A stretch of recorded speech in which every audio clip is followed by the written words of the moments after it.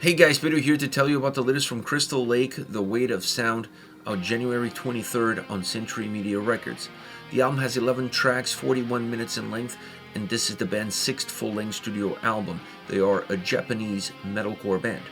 Now, when it comes to the design of this record, I feel like the band wanted the overall album experience to be intense, to be aggressive, to be heavy. And in order to create that sort of experience, or at least to leave that sort of experience in the mind of the listener, what better way than to put 10 songs that are very aggressive, that are very heavy, very intense, back to back to back to back, and then leave the softer track to close off the record. I think that was the mindset for them coming in. They didn't want that softer song at any moment of this record to break the fluidity of the album. They wanted the album to be as consistent, as cohesive as possible, and if you're going to throw in a ripple, throw it at the end so it doesn't really spoil the way the overall album flows from song to song, and definitely doesn't spoil the overall experience that the listener will get from it. I think it's a safe way to play such a softer song within such an aggressive record. Putting it at the end allows the listener to perhaps skip it if you don't really want to listen to that track, and still keep all of the overall consistency intact. I think this is the format that they went for. I think this is the mindset that they were going with when they put this record together, and I gotta say, from a listener standpoint, it works. You definitely don't want to see the foot coming off the pedal on a record like this. You want the songs to kind of carry you over from track to track. You want that intensity, that aggression, that overall heaviness to keep moving you along.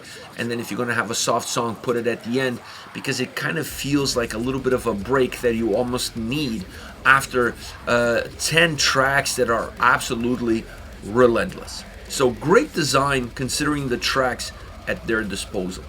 Now, once you get into the sound, I mentioned heaviness, I mentioned consistency, I mentioned aggression, intensity. All of these words could be used to describe the overall sound of this album. It is a very consistently heavy sounding record, and a very rich sounding record as well. One that has a huge focus sonically on the guitars. Man, the guitars are one of the cornerstones of this record. Not just for the heaviness that they provide, but also for the kind of grooviness that they influence these songs with.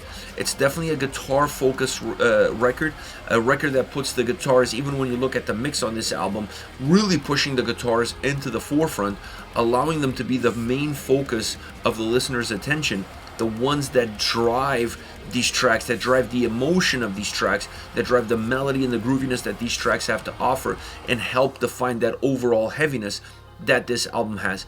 Great guitar execution, and when you put the guitars that much in the forefront with great execution behind it, you allow that spotlight to really shine bright on how good the overall sound is, but on how good that overall sound is originating on that guitars, really driven by them.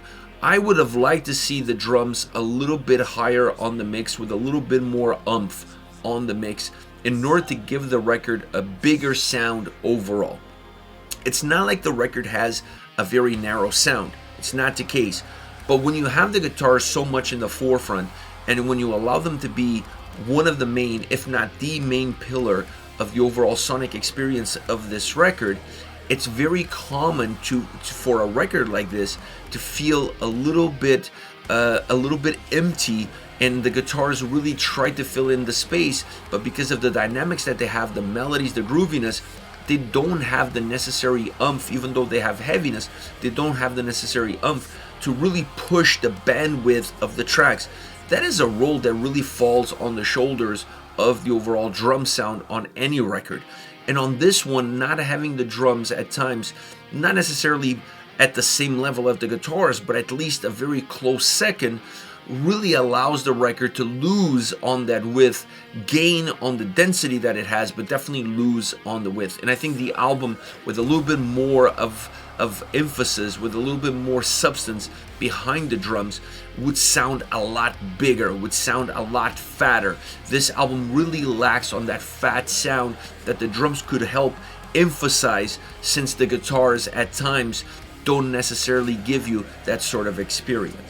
Once you get into the vocals, the album has a lot of guest vocalists on it, which is a great addition because it makes the experience very dynamic, and every single vocalist that they added on this record as a guest appearance definitely adds value to the way the songs come together, to the way the songs develop. So I like the guest appearances on this record.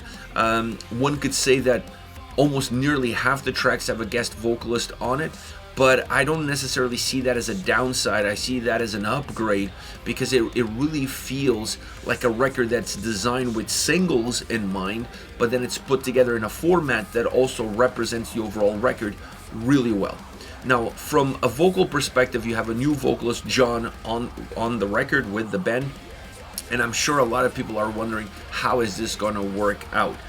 I thought he was perfect for a record like this, a record that sound-wise feels very modern, not overly produced, still very guitar-focused, and at the same time an album that all around is built around emotion. From a lyrical standpoint, from the way the sound integrates with the vocals, from the way those lyrics come to life, he really has the ability to bring emotion into the forefront and to bring emotion to his very own vocal delivery. So from that perspective, I thought he was perfect for the songs that were written, the way they were executed, and definitely the way they were presented. I think he's a great vocalist with a lot of tools that could fit this band really well moving forward and allow them to explore perhaps some other avenues that they haven't explored yet, allowing this rebirth of Crystal Lake to be a rebirth with definitely an eye into the future. As far as favorite songs are concerned, I want to start off with Ever Black. This is the opening track featuring David of Signs of the Swarm, and this is a track that's just intense from the get-go. There's no intro, there's no build-up. You press play, this song is immediately in your face. There's no chill, absolutely zero chill with this track. It's a straight to your face opening style song, but a song that really lets you know what this album is going to be all about. This album is going to be in your face. This album is going to be heavy. It's going to be aggressive. It's going to have a relentless nature to it. It's going to be intense. It's going to be emotional. It's going to have a lot of grooviness coming into the guitars. The vocals work really well, starting off with a track that has a guest vocalist. I mean, this song as an opening track is the absolute perfect track because of the way it's designed, the way it's executed, and also because it showcases all of the attributes that the album has in a single track, or at least at the very least it sets the table for what the rest of the album is going to be all about. I love the chorus on this song, works really well, definitely one of the highlights of the track. The vocal layers in the chorus are definitely a winning formula for a song like this, a song that's very heavy, great breakdowns, a track that just overall slaps. Then you have King Down, a more modern, groovier metalcore style song, which allows the track at times to feel a little bit more, a little bit cleaner, if you will. Not as rough, a little bit more concise in the approach that it offers. It has the best chorus on the entire record. I have no doubt about it. From the way it sounds, to the way it feels, the way the vocals hit in that chorus, allows this song to have almost a radio-friendly DNA to it. So it's still a very heavy song. It's still a very hard-hitting track, but there's so many attributes that more modern metalcore sound really gives this song almost a radio-friendly energy to it that you don't perhaps see at Ever Black. Ever Black is just a very aggressive, very intense song. This track definitely softens up things a little bit more, still keeping things aggressive, still keeping things intense, but definitely with that more modern sound comes a little bit more of a softness around the edges. Then you have Dystopia. Jesse of Killswitch Engage is featured on this track, and I think this is one of the great collabs of the record. Definitely a song that has a more emotional side, definitely a song that has a darker side to it, and with that emotional, darker side of the song comes perhaps a little bit more of a hint of melancholy throughout the track. It's not overall a very melancholic track, it's not the case. Still, it's a song that still has that heaviness present in it, but it definitely carries an undertone of darkness to it, and that's where you can extrapolate that overall melancholy that's built into that darkness, and also as a result of the lyrical content. Definitely heavy still, Like I said, it has that sense of consistency. It just bridges out, it just builds up, it just grows into other things that only a track with a guy like Jesse on vocals could really do. I think this song really needs him there in order for you to get the most out of the track, at least from a vocal standpoint. It has a great chorus, and I honestly felt like the chorus was very emotional as well, carrying that darkness into that chorus and allowing that darkness to really blossom within it, making it a very complete track all around. This is it, Crystal Lake with The Weight of Sound, out January 23rd on Century Media Records. Let me know your thoughts on the band. Hit me up in the comment section. I'll see you all at the next video. Take care, guys.